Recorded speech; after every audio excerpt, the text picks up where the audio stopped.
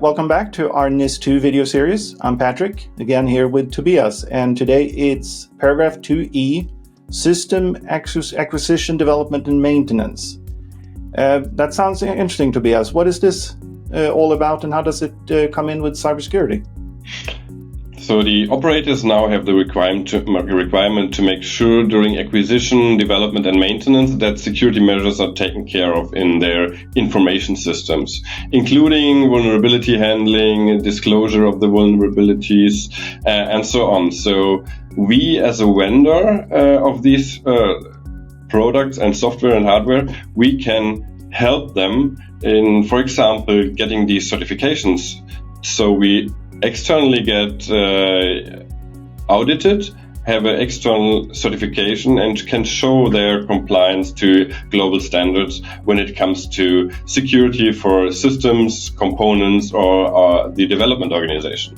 That helps to make sure, or better, helps in the decision making for our customers. Okay, so is this that when I'm going to expand my production and buying a new device, I should be a little bit more careful that I buy the device that is supported, that I know will get patches and so forth?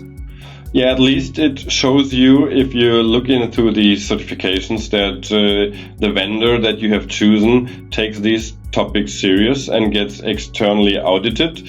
And also then, in addition, for example, ABB, we have on our webpage the alerts and notification public available for everybody, so you can subscribe to them. You will get always the information without a paywall or something like that, directly via email or through the webpage.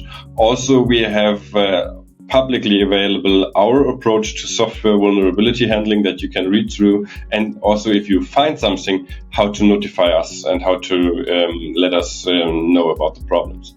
Okay, so it is about when you select a new component or even a whole DCS system, make sure that you have a plan on how to secure it all through its life cycle. Absolutely. All right, thank you.